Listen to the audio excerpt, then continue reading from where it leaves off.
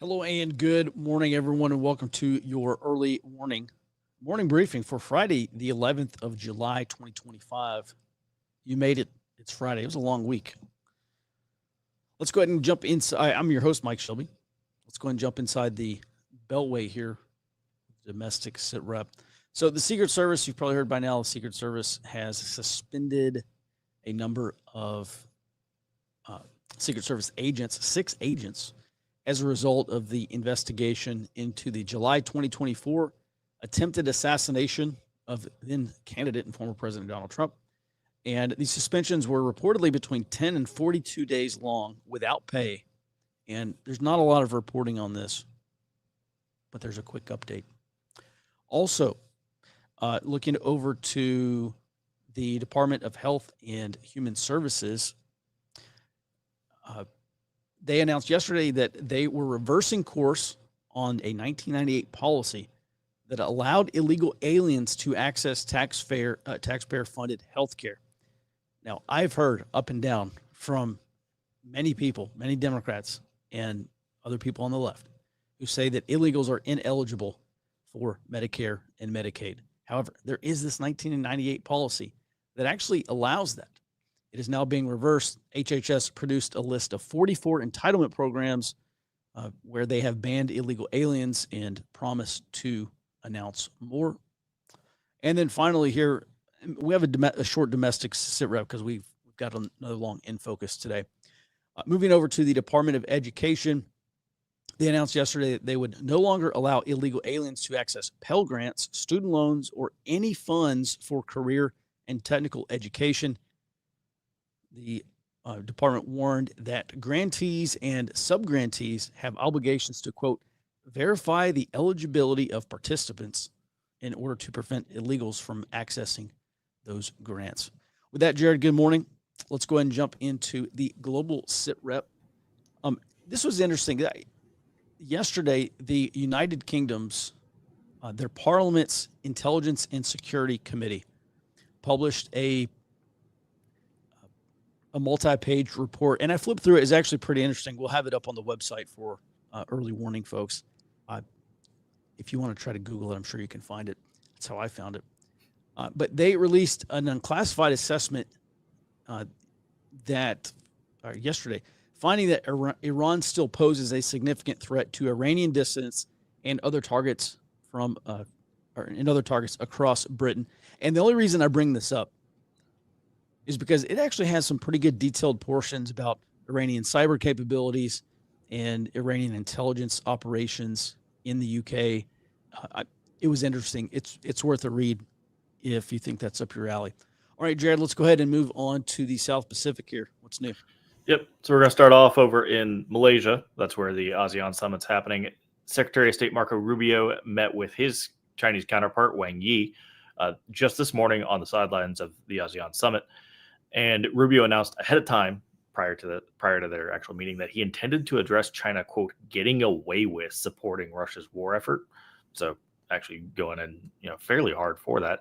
And after the meeting, Rubio called the meeting constructive, with hopes of that meeting leading to a Trump-Xi meeting once they finally find a mutually acceptable date. Kind of staying over here in the Indo-Pacific, the U.S. Navy is reporting that this year's Cope Thunder exercise, which is a joint U.S.-Philippines exercise, involves U.S. Air Force F-35s for the first time, and that this has shifted focus to the channel north of the Philippines, quote, amid concerns of a spillover from a potential Chinese invasion of Taiwan. Here you can see the Bashi Channel right about where they are really focusing on this. And this exercise actually involves over 2,000 American and Philippine airmen, and includes joint patrols between the F-35As and the Philippine FA-50s, which are South Korean-produced jet, over that channel. Now, I think this is important because the entire exercise is about interoperability, and here we're taking basically the best airframes that both sides have, training to actually operate together. Then moving much closer to home, Mexico's Federal Security Cabinet announced that Mexican authorities have arrested 5,158 people, seized 4,183 firearms and seized over 44,000 kilograms of drugs in Operation Northern Border since that operation started on the 5th of February this year. Now, Operation Northern Border is meant to dismantle the cartels and drug trade on the U.S.-Mexico border. Previously, I'm sure everybody heard about the 10,000 Mexican National Guard troops. That's what operation they were actually working with. Mm-hmm. Yeah, that's good. You know what it reminds me of? My first deployment in 06, 07. 10th Mountain Division was running a series of operations. There was Operation Mountain Lion and then Operation Mountain Fury. And then only the 10th Mountain could get this approved, Operation Mountain Thrust. And one of the things they're doing is over on the eastern border, working with the Pakistani army. And it was like a hammer and anvil type of process. The Pakistani army kind of set up these blocking positions on the border up in the like very highly mountainous terrain.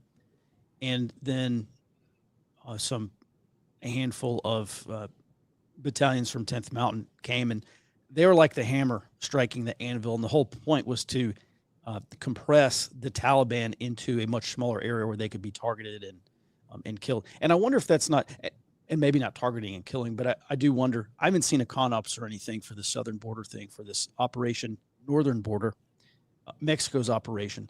But I do wonder if that's maybe something similar. They're trying to push some of these operations into a smaller area where they could be, where you'd have increased surveillance. Just a thought. Thanks for that, Jared. Let's go ahead and move on here to our protest events. We do have 300 protests coming up this weekend. It's about baseline for the weekend. And again, most of these are going to be small and short-lived. But I'll tell you, we're going to talk about this latest ICE shooting that happened yesterday. And it does seem like we are potentially on the precipice of pot shots and single shooters potentially becoming normalized. I'm also going to talk about that a little bit later. All right, let's move on to the In Focus. You know, I was pretty amazed. I saw this latest Gallup survey. It was published on June 30th. And my obligatory caveat on all polls and surveys is some things are obviously going to be wrong. Some surveys drawing the wrong conclusions. But I think this survey is probably going to be generally accurate, if not specifically accurate. In other words, I don't have any reason to suspect that these numbers are substantially off. Also, I really hate to dwell on the quote unquote, the coming unpleasantness, but I do expect our low intensity conflict obviously to worsen. I talk about it here all the time. There's just a lot of indicators that lead me to believe that conditions in the United States are going to worsen substantially before they get better. I do think things will eventually get better, but it's like that meme says, it's going to get worse before it gets worse. Last month, Gallup published this update showing that 58% of Americans nationally feel extremely or very proud to be an American. And that is down from 87% when this survey began in January 2020 or 2001. So even prior to 9/11. This gap between those who are extremely proud or very proud and those who are not has widened substantially since 2012. So this is when Obama was president. 92% of Republicans in 2012 under Obama said that they were extremely proud or very proud, compared to just 85% of Democrats. And then we fast forward to today, 13 years later, Republicans have maintained that 92% level of extreme or very extremely or very proud. But Democrats have fallen to a new low to just 36%. So 36% of Democrats say they are extremely or very proud to be an American. And interestingly, we can back up just a handful of years here. Democrats only broke 60% during the Biden administration. So that is a pretty precipitous drop over the past roughly 10 years. One thing I also note here is that Republicans have hovered at an average about 90%, sometimes a little higher, sometimes a little lower, but right around 90% since the survey began in 2001. And Democrats' numbers have declined by over 50%. And you can see that chart there on your screen. By far, however, the most concerning, there we go. The most concerning part about this poll is what it says about Generation Z and how they view pride in being an American. Roughly a third, so 32% of Generation Z Democrats reported having little to no pride in being an American. 24% of Gen Z Democrats expressed high levels of pride, and that is compared to 65% of Gen Z Republicans. So there's a massive divide there. And you can see this intergenerational, the intergenerational gaps widening from 15 points, and that's what separated the silent and greatest generation Republicans and Democrats, from 15 points to 41 points now for Gen Z. Now, there's a lot of potential factors that could be causing this. Yeah, Jay Gannon says Gen Z life sucks and no one cares. I actually do think that's how a great many Generation Z kids feel, young persons. But I do ask this earnestly: what happens to a country when a majority of its citizens no longer express pride in being a citizen? I think these numbers are stark. I mean, you just look at the overall numbers, and it is a little bit shocking. And there are likely numerous explanations, but I think the primary driver is fairly obvious. And I honestly think this primary driver is socialism.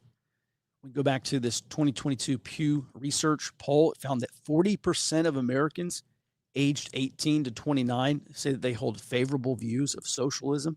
At least they profess to. A March 2025 Cato Institute and YouGov poll found that 62% of adults aged 18 to 29 hold favorable views of socialism. So there's two polls, but right in there between 40 to 62%. And members of Generation Z are today between the ages of 13 and 28. And so there's a substantial number of whom favor socialist policies, or at least say they do, in a capitalist system that, just to be completely fair and obvious, is no longer working for them.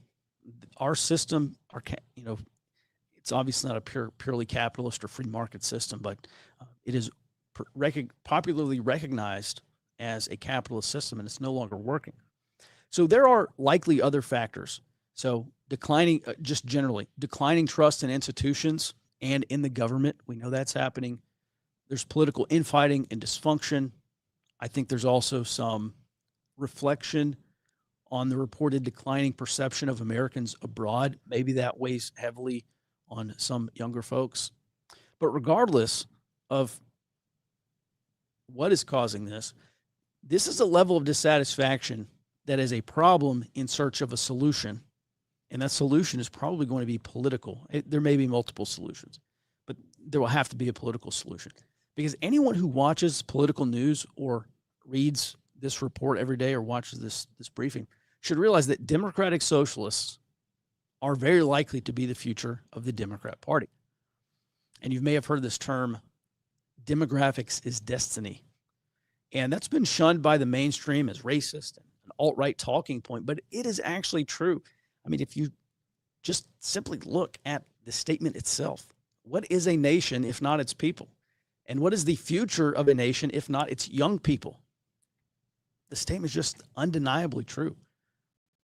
And so you look at this and it gives you a glimpse into what that future could look like. The split that I'm seeing is not just a reflection of differing politics, but of differing cultures. And a lot of people see that, obviously. I don't look at this as being a difference in degree, but a difference in kind. And there's a big difference between the two. One of the many great quotes that mathematician and historian Peter Turchin have given us is about what drives cultural fracturing, what drives these differences in kind, not just degrees.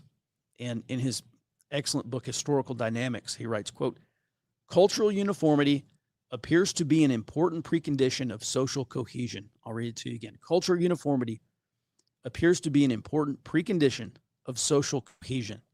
In other words, when your cultural uniformity disintegrates, so does your social cohesion. And when social cohesion disintegrates, you get systemic instability because you're no longer dealing with differences of degree among people. You're dealing with differences in kind among people. And this is a socialist system versus a capitalist system, or one religion versus another. And yes, darker skin versus lighter skin. Race and ethnicity is becoming obviously a much more important topic since the 2009 Cultural Revolution began. So I look at these widening differences among inhabitants sharing a country, and just historically that tends to produce conflict. And it should not be taboo to say that. It is just a fact of history. And it's not just the history of all humanity. It's not just the history of foreign conflicts. It is also the history of the United States, especially of conflict in the United States. And that goes from the American Revolution. Actually, if you want to predate the United States, that probably goes back to the French and Indian Wars, all the way to the Black Lives Matter riots and the far left insurrection in 2020. So the reality is, this is not just a blue-red state divide, and it's not just an urban-rural divide. It is also a divide on how to solve economic and fiscal problems and how an economy should be run. And this is leading to what may end up being called an American identity crisis, or maybe the American identity crisis, that doesn't just redefine what it means to be an American in racial or ethnic terms, for instance, the browning of America, not just in religious terms, where you have Christianity fading as the dominant religion and dominant social force, and not just political or ideological terms, but also generally civilizational terms. And you can go back to, a lot of people talk about Sam Huntington's Class of Civilizations. There are a lot of people that actually predate that argument back in the 1990s. The Decline of the West. The author who wrote that escapes me. I'm sure someone knows in the chat. But that was published in the early, 19 teens or maybe 1920s, somewhere in there. At any rate, a lot of people have been talking about this for a very long time. I'm just providing the latest data points. So this is a conflict that I think is obviously already started. But if you look at demographics and the growing desire to replace our capitalist system with the socialist one, I don't see how anyone cannot expect the conflict to worsen. And that is my baseline expectation. Speaking of worsening, we have seen some of this. Jared, let's go ahead and cover these pot shots that happened yesterday. So this was over in California. There was an ICE raid on a Ventura County, California weed farm, and a protester is on video taking pot shots. It doesn't look very targeted. It doesn't look very, obviously it's not professional. There's a little bit of spray and pray to the degree there. But Jared, I think have a video of this. Take a look at this video right here. It appears a protester fired some kind of gun at federal agents. This happened this afternoon. It was a really chaotic scene at the time. A lot of smoke was being launched at the protesters. And again. All right. So there you can see it. He takes 2 or 3 pot shots or something like that. This is something that I said earlier this week after that failed Antifa ambush. I don't expect those relatively large scale ambushes on hard targets to continue. I don't think that will continue. The likelihood is not zero. But one thing I said earlier this week is you are 100% going to continue to see onesies and twosies, people shooting at ICE and CBP and federal law enforcement in general. And the big risk is that if this becomes normalized, if this just becomes routine, then it is going to open the door for larger style ambushes involving multiple shooters. And at the point that these people try to normalize that, we're going to have an Argentine style dirty civil war. You know what? Next week, I'll do a breakdown of an Argentine style dirty civil war. We'll go into exactly what that looks like. And because it honestly, I do think it's a realistic scenario here in the States. There's one other thing I want to talk about here. And that was after that failed Antifa ambush, I saw a lot of people do the math. Okay, you got 12 militants, 2 shooters, 1 law enforcement casualty, and they all got, or 11 out of the 12 now have been arrested. And it will only be a matter of time before number 12 gets arrested if he doesn't kill himself. And they just did the math, and they're like, if this is the best the communists have, then let's just go ahead and have this communist revolution now. Like, let's just have them go ahead and kick this thing off. And that was a fairly popular sentiment. But, I would caution maybe against that, because one of the things that I think the sentiment is overlooking is that post-Ukraine, Russia, all future wars will change, including domestic conflicts.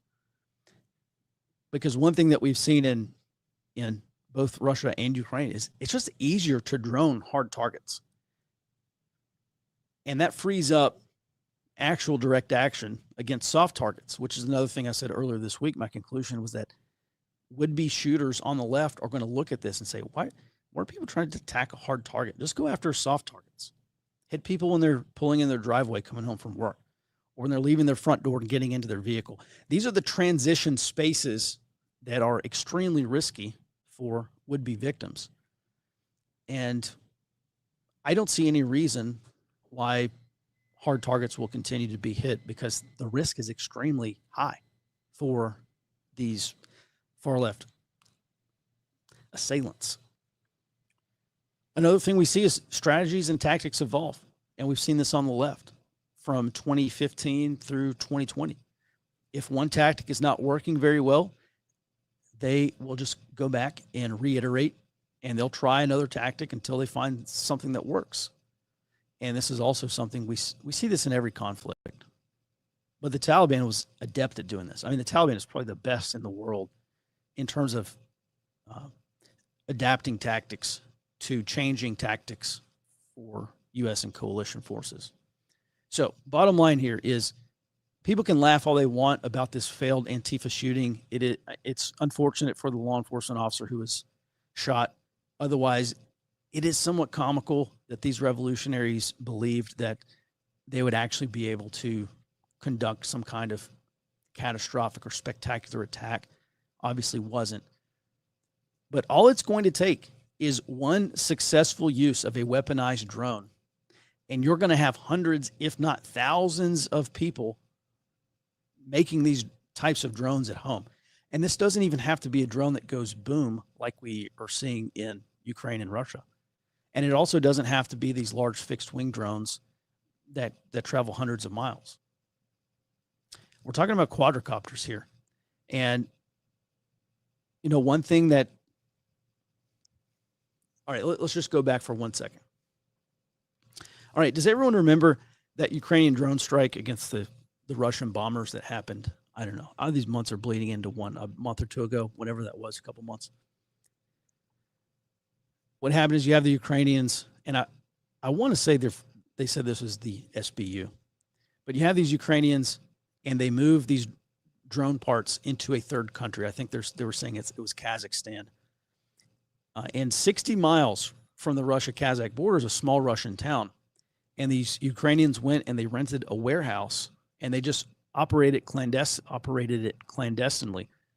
And inside that warehouse, they're building the drones, assembling that stuff. They were assembling those, those containers, those custom-built containers.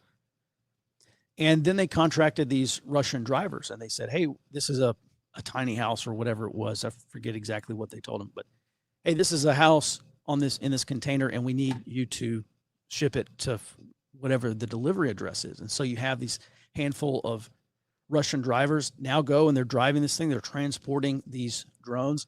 And then they get within a couple of kilometers of these Russian air bases or these Russian military bases. And there's a small explosion because the lid pops off of these containers. And all of a sudden you get these drones flying out, taking off. And within just a couple of kilometers and just a couple minutes, they're now striking these targets. There's nothing in the United States that has to be that complex. We're talking about nation state level capability here. Nothing has to be that spectacular. We're talking about one far left militant flying a drone, dropping some chemical concoction, some irritant, or even some maybe potentially fatal chemical substance, dropping it on a group of federal law enforcement. Once that happens, you're not putting the genie back in the bottle. That is the Pandora's box. It has to happen one time. It's not a prediction, obviously. And it's nothing that these people have not already considered and talked about before. But that happens one time, and now you've got thousands of people trying to make this stuff. So I think that's the huge risk. I think that's a reason not to laugh too hard at this failed Antifa ambush, because these people, they'll learn from it. They'll just be like, we probably shouldn't get 12 people rolled up on one operation. We should probably be operating in small teams of one or two, or flying drones. And, that's much more difficult to stop, and it's much more difficult to defend against. And the return on investment, these drones, you can probably build something like this maybe for a couple $100 max, complete with an arm where you can drop things from a drone, maybe $200. But the psychological impact, the risk profile for these missions is going to rise substantially. And, again, I'm not an expert on drone defense, but as I understand it, we don't have the cards. Securing high-risk facilities, securing a limited number of locations, maybe, is doable, obviously. But protecting something like this on a much larger scale in multiple cities. So at any rate, I didn't mean to get too far into the weeds on this. I'm just saying these people will iterate. Low intensity conflicts, they're always a game of cat and mouse. The mouse does something different, then the cat does something different, then the mouse does something different. And there's just constant back and forth between iterating problems and iterating solutions. And the conflict, the risk is that these far left militants look at ambushes on a hard target and say, let's probably not do that again, guys. And they do something else like drones. So at any rate. All right, let's talk about something a little bit different. We'll go back and talk about Luke Groman here. So Luke's an interesting guy. He's got a good channel on YouTube called Forest for the Trees. He's a financial analyst. He does financial research. And he had this interesting video that came out yesterday. And he just talks about how gold continues to increase as a reserve asset, as a share of global foreign exchange reserves, which is also something we've been talking about on the show for a while. And he predicted that gold will rival the dollar in a matter of years, because gold is now about 20% of global FX reserves. And he said continued accumulations by these central banks at a rate of about 1 ton per year. And then you add on to that over the next handful of years, a 30 to 40% price appreciation. And he said that should put gold pretty close to on par with the US dollar. And he says, quote, so I would fully expect within 5 years, gold is going to be back where it once sat, which is the number one reserve asset in FX reserves. Just one other thing here. Just as kind of a hypothetical situation, I thought it was interesting. Luke Groman talks about at some point, if the United States government does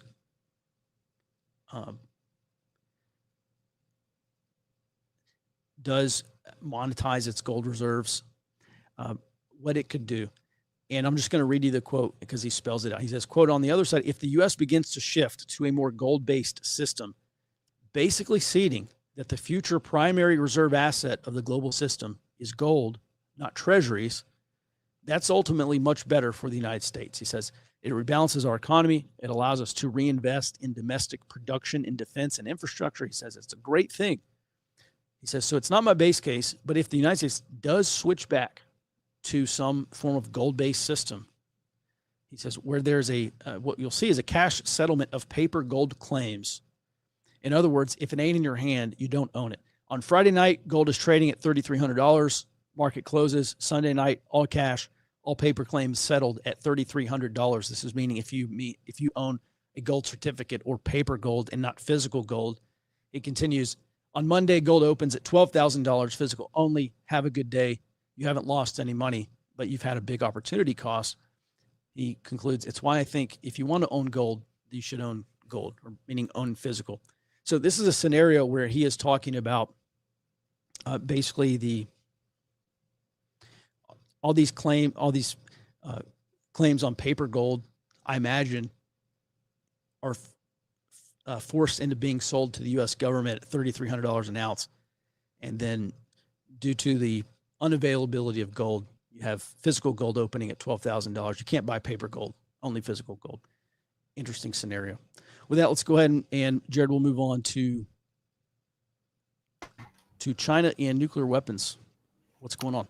Indeed. So there's been a longstanding treaty that none of the major nuclear powers have signed on to. This is called the Southeast Asian Nuclear Weapons Free Zone. It's signed by all the Association of Southeast Asian Nation member states. Over at the ASEAN Summit, which has been going on all week, China is preparing to sign this treaty as the first of the 5 major nuclear powers. And they want to press for the remaining 4 nuclear powers, Russia, France, UK, United States, to also sign on to this treaty. This treaty would prevent all signatories from not using or moving any nuclear weapons throughout the region, including the exclusive economic zones or the continental shelves of the ASEAN members. Now, what that means in practice is this giant red zone here in Southeast Asia is a no-go zone. You cannot transport any weapons through here. You cannot, use any weapons from here. So China likely wouldn't follow the treaty anyway, but they also don't really have a reason to ever push their maritime leg through this area. The United States, on the other hand, does. What China is doing here is trying to pressure its main nuclear threats, the United States, UK, and France, the second two obviously being much slower down on the totem pole, into signing a treaty that would hamstring the maritime leg of their nuclear triad. If the United States signed on to this treaty, we wouldn't be able to send any nuclear submarines into the entire red zone here, which you'll note includes the Philippines, a critical ally here. And this would allow China to concentrate its anti-submarine forces to a very geographically limited area. You can see just above the red zone, there's Taiwan and the Chinese coastline. That's basically all they'd have to patrol. That's much easier. And this significantly degrades the United States' ability to use its main second strike platform. In the event of a nuclear war, that's really what the nuclear submarines are for, is they haven't been touched, they haven't been found. You're going to deliver on the people that shot us. This would allow China to effectively counter that. All right, Jared. So this is China is pushing this, or ASEAN is pushing this? China is pushing this. ASEAN's had it for, I believe, 30 years. I want to say it came out in 95. It might have been 96. But they all signed it, but they can't enforce it, and they can't enforce it on anybody that's not a signatory. So right now, free movement all the way through this. Because if you're not signed on, what are you going to do? Tell me no, I'm America. As it stands, China's preparing to do this. And what that does is set a precedent for the major nuclear powers to start signing on to this. And this isn't the only treaty like this, but this would be the first one that they sign. Okay. I mean, effectively, how does this change the calculus on a Taiwan conflict? I think what this does is China can use this to play into, the U.S. is warmongering. The U.S. is, they get to play peacekeeper again when the United States does not. We're going to continue to see this bifurcation, but in the event that the U.S. or any of our allies acquiesce to this is actually a major blow to our ability to even operate here. And there's some potential that this even undermines a bit of the AUKUS agreement, because the submarines that we're sending down there, they're not nuclear weapons, but they're technically nuclear capable. You can't now, even supporting the war effort going up from Australia into these regions, you cannot send nuclear submarines there. And if there's anybody that has any public surface launched nuclear capable platform, now you can't really move those through there, because you have to be able to prove, no, we don't have them, and effectively declare where your nukes are. And you don't do that with a nuclear triad, except for the land component. You know roughly where they're going to come from. All right. Just quick question. I imagine if this did somehow tumble into nuclear war between China and the United States, no one would basically obey this red zone. But could a U.S. nuke actually a nuclear submarine actually launch a nuke from, say, the south side of that red area into China, say into Chinese military bases on the East Coast there? Probably, but I don't know. A lot of that's going to depend on how degraded all their sensors are. And the main thing here would be that the closer you get, like it would, if you must use a nuclear weapon from a submarine into China, being in the South China Sea would, or even better, if you're in that little zone between the Big Island in the center and the Philippines, that's all Philippine water. If you can just park there and launch, Chinese aren't coming to get you. You can have an effective strike. Mhm.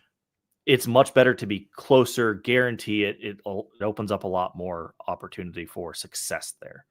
And the main thing is like the U.S. would have to abide by this. That where everybody pays attention to where our subs go. We pop up in ports and they say, "Hey, I know where that is now, so pay attention." There's no getting around. Like the U.S. could not just go, "Oh, well, I'm not going to obey this treaty now that I've signed on." They would have to sign or basically stay outside of that or stay up in Japan, which already is kind of finicky about having nuclear weapons in them anyway. It I don't think the United States would, but if we do acquiesce to pressure, this is a major hindrance. Mhm. All right. Thanks for that, Jared. Very interesting discussion here on nuclear war. All right, let's go on to our question portion. Actually, if I could just handle this one question right up the top. Yeah. Do you have a pair of those shades? Yes, actually, I do. As soon as that trailer came out and everyone started freaking out, someone shared an Amazon link and I went and bought that exact pair of sunglasses and I wore them to the movie. A bunch of friends and I actually went to go see that movie, and I do have them somewhere. Nice. I think I actually did a video with them on one day. At any rate, all right, let's get into some serious questions here. All right. So from Rumble, Disinfusion Center asks, as the left initiates more deadly force engagements, do you see Mickey Mouse hands in landfills or other reciprocal right-wing violent responses? Basically, would it be so whenever you try to answer a question like that, you just start with the baseline. What have we seen in the past? Have we seen armed right-wingers conduct some like security or guarding certain places? Yes, we have. Would federal law enforcement allow them to do that? No, they wouldn't. So I'm going to say probably not. Could we see similar action from angry right-wingers on left-wing targets if these left-wing people do continue to shoot at ICE and CBP? I mean, yeah, it's within the realm of possibility, but I don't think it's predictable. All right. I mean, here's the thing. You were still in an environment where if you go and you try to shoot anyone, there will be an investigation. Like Johnny Law will try to come after you. So all this stuff, I see these kinds of comments on like Twitter mainly a lot. And you're like, oh, there's 100 million gun owners in America, or how many of them there are. And we're just waiting for the signal to say, brother, no, you're not just waiting for the signal. You've had plenty of signals by now. If you haven't done it by now, you ain't going to do it today. You ain't going to do it tomorrow. You're just going to sit around and bitch about it on Twitter, and that's all you're going to do. I mean, realistically. All right, next question. All right, have you heard reports that China and the cartels have moved the majority of the fentanyl manufacture and trade to Western Canada? I haven't. Jared, you're the China guy. I saw that there's a Tucker interview alleging that. I have not watched it yet. By the way, yeah, I have not seen that. It's a documentary, and it's about Chinese drug running inside the United States. And a few years ago, I had a client in Oklahoma, and I went up there, and he took me to go have dinner with some law enforcement, including some Oklahoma State troopers. And they were talking about all the problems that Oklahoma had as a result of they did some level of legalization of marijuana. And they said you had these basically like Chinese mafia people move in immediately, started buying up these weed farms and growing weed and selling it. And then they started getting robbed. And then so instead of arming these Chinese nationals doing this stuff, they brought in the Aryan Brotherhood and paid them to guard these weed these grow houses and farms, because you got all this cash and you can't put it in a bank. And so these state troopers were just talking about all the problems that they had. The politicians came in and promised, oh, this is going to generate so much revenue for the state. It's going to go to education. It's going to go to all these programs. It's going to be great and wonderful. And they said, it has not been worth it. And they started telling other states, do not under any circumstances do this, because the additional crimes that brought, they said, it just had not been worth the money. And it's not just like quote unquote victimless crimes like drug use and prostitution or whatever. It's like violent crimes as well. So they said it's not worth it. Don't do it. I'm going to watch that documentary because apparently Chinese drug running inside the United States is obviously a very large problem. And at some level, I feel like FBI probably does. And I'm definitely not saying you need to ramp up the FBI, obviously, but federal law enforcement probably does not have the resources that they need to go after. There's just too many targets and not enough troops. So it doesn't matter what type of political system you have, corruption from the top down destroys it all. Capitalism, communism, etc. Yeah, listen, this is why culture is so important. Like Japan, high trust societies. You have to protect that kind of culture, because once that type of culture is corrupted and begins to decay, I think it's probably impossible to reestablish. So I think just, countries, especially in the West, have just done an awful job of realizing that they have this like pot of gold culturally, high trust society, relative low crime, and they've just absolutely destroyed it by putting, mud into the pot of gold. So, I don't think any political system is ideal. You're always going to have some level of corruption. Just the point at which corruption becomes normalized. What significance do you place on social media for the downturn in national pride here? Honestly, believe most of our issues are either caused by or significantly exacerbated by social media. I would say like the doom posting on social media and the catastrophizing of things, making mountains out of molehills, probably plays a role. But honestly, you go back to Yuri Bezmenov talking about the demoralization campaign, and maybe social media is a vehicle, but it is not the driver. I think someone's driving that demoralization vehicle, and they're just behind the steering wheel on social media. But certainly social media plays a role. Could the difference in kind be due to indoctrination that Gen X and Z received instead of education? If so, there's a possibility of re-education. Well, yeah, education obviously plays a role. In terms of, I think all societies do this. Even back in like the United States, a lot of people talk about, this is what communist countries do. They have indoctrination, and they teach their children that they live in a communist utopia, and these evil capitalist societies are much worse. And communism is the way, and you should love dear leader and all this stuff. Okay, the United States has done that to a degree. I mean, like saying the Pledge of Allegiance every morning is a form of developing that social order. And in communist countries, you have the way they protect their social and economic order is predominantly through punishment. The problem for the United States is we have not done a good job of protecting our social and economic order. And the problem is once you have to try to enforce your social and economic order or defend it against attack, it's probably too late. I don't think small c conservatives, I don't think have the appetite to defend the social and economic order using the same tools that have been used to attack it by the left. So is there a place for education? Obviously. But we've seen, there's just all these freakouts in these states. Oh, the state is teaching pro-American history. You can't do that. So I don't know. Listen, that question's outside my lane. But yeah, I think education obviously plays an important role. At what point should the two factions just separate into their own nations? Well, I mean, yeah. I have mixed feelings on this, which I won't get into, other than to say this national divorce is going to keep coming up. We've kind of hit a lull right now because, you know, our guy's in charge.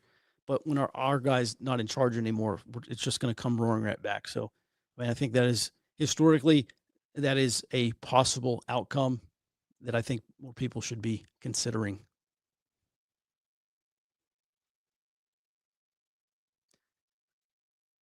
Are the Afghans better than the Chechens at urban warfare? You know, I don't know. I was not in Chechnya. My understanding is the Chechens were probably better because there was much more urban war. I mean, Grozny, like the Battle of Grozny. I don't think there was anything on that level in Afghanistan.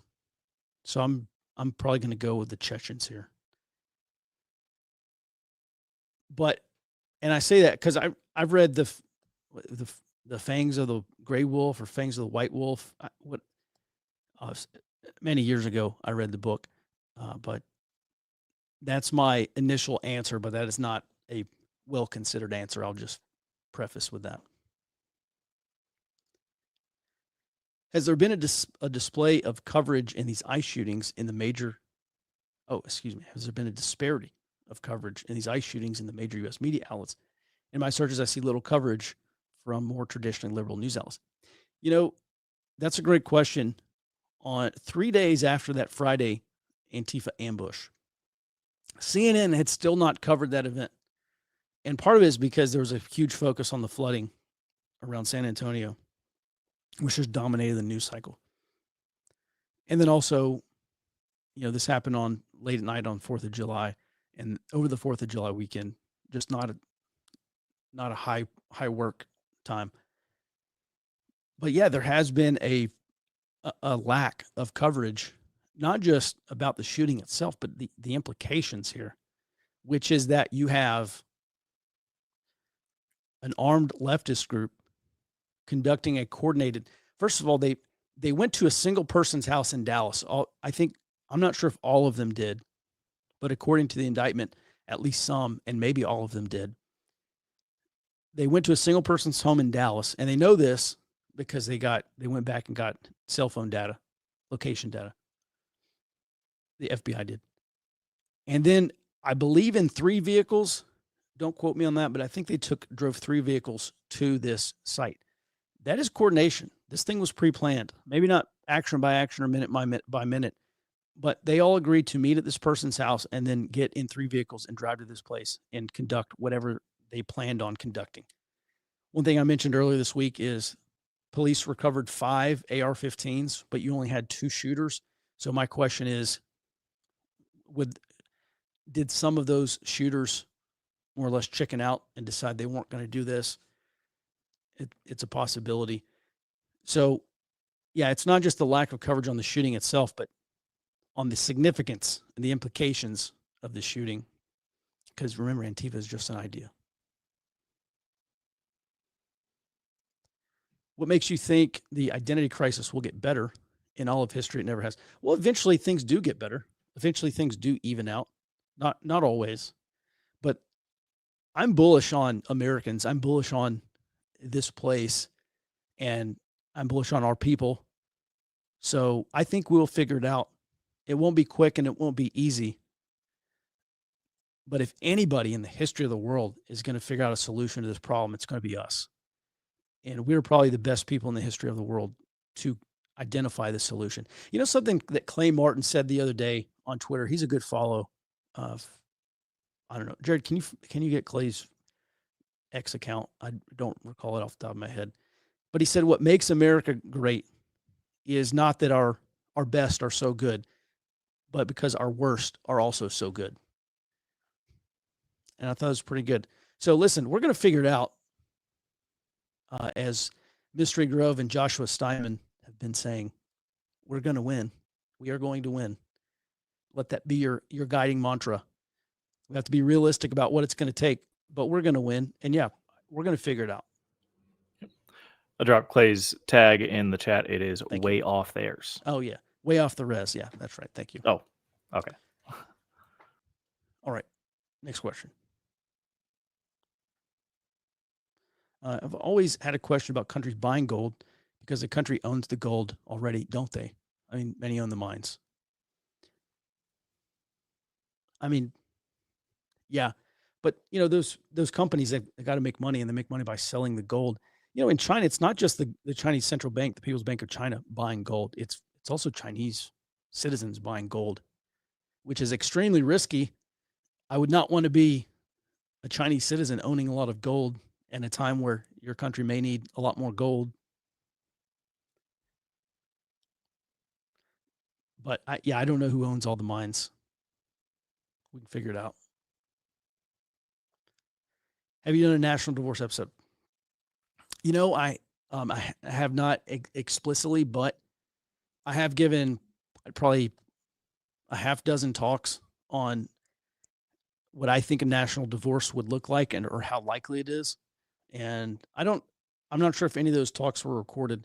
I go around, or I have in the past. I haven't done one in a while, but I've gone around to a bunch of these political groups in Texas and given this talk or some variation of the same talk. So I could probably record that if it's not already up on YouTube. How would one defend against these possible drone attacks? We're already getting dumped on with larger planes. All right. Well, I think the first thing is you just have to be realistic about your risk. The average person is just not at risk of a drone attack. But if you are a politician, you're high profile, you would be a political target. I don't know, whatever the circumstances could be. I don't know. I've seen people, I forgot who this is, but it may have been Matt Bracken. Maybe it's someone else talking about how like nets or chicken wire around your home may just become the norm in a period of drone warfare. And interesting concept, but that's, you just look at what they do in Ukraine for their vehicles. And I don't know, there's how to defend against possible drone attacks. I don't know. We could probably get an expert on. I mean, there are ways. You got to identify them. They can be jammed. You can use electronic warfare, maybe able to use physical barriers. Just looking at the speed of these things and how quickly they're on top of you before they go boom. I don't think you're shooting these out of the sky with a shotgun. The average person's definitely not. So, Don, good question. TBA. I'll get you an answer. We'll talk about it with someone who knows. Do we have a suggested reading list? Yeah, it depends on the topic. But yes, I have published reading lists in the past, and I will, you know what? I'm going to write this down. I'm going to do this afternoon. I'll publish it on Monday. Say reading list. All right. Next question.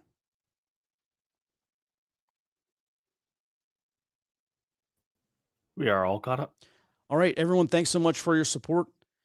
And listen, if you like the show, you're watching it every day.